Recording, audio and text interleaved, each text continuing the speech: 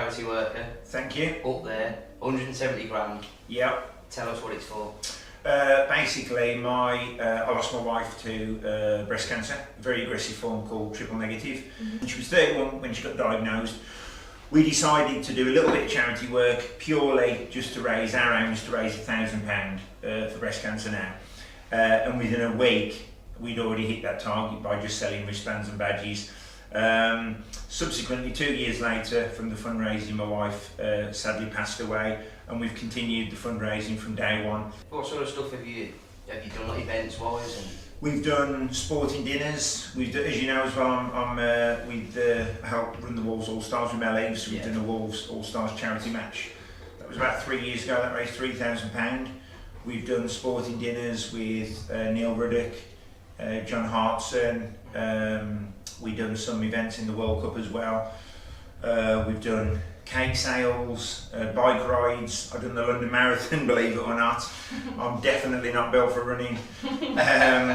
But it was a challenge, but the reason I do it obviously is to help others. And breast cancer now is a charity obviously very close to my heart, but this is an illness which doesn't discriminate and affects 55,000 women in the UK each year, killing 11,000. So 1 in 5 women who get diagnosed with breast cancer sadly die, and that's a number that we want to massively reduce. going on to Wolves All Stars, how did that all come about?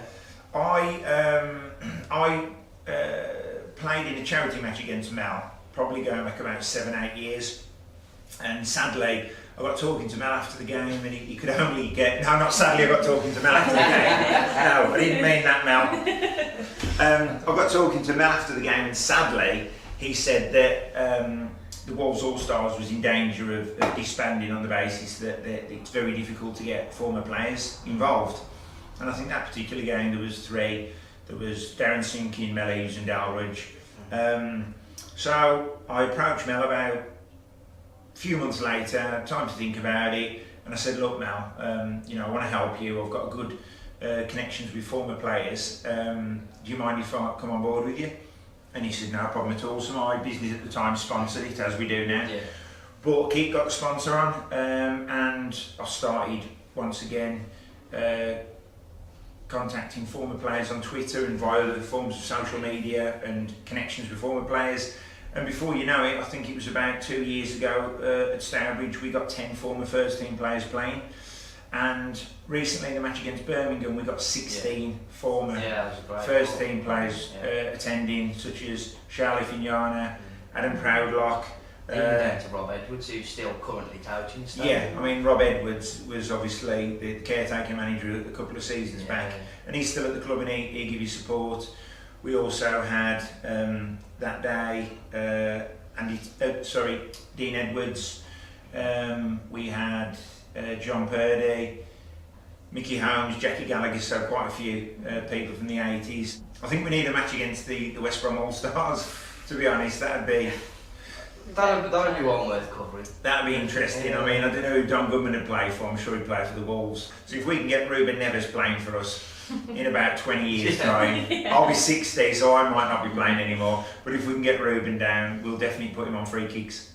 Oh, there you go then. That's it. You can only expand from here with things like that as well. Look, Jamie O'Hara's come out in the media today.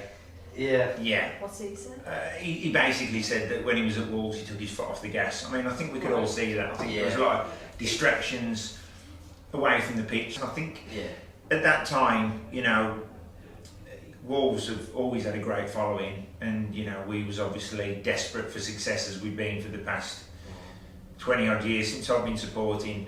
What would have been nice was obviously 2 Wolves in the Premiership at that point, but we had a double dip into League One, and if it's because players took their foot off the gas, that's pretty unforgivable really. We've then got back into the Premier League and we've got the best team that we've seen in years. It was needed.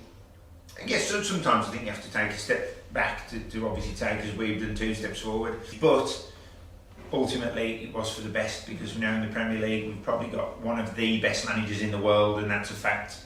We have, and the Wolves fans are on Twitter, we're going to lose Neves, we're going to lose whoever, but I think the one we've got to worry about really is losing Nuno. The good thing is we've got fantastic support from Fosun. Is he going to get that financial backing elsewhere with the pot we've got at Wolves? Probably not.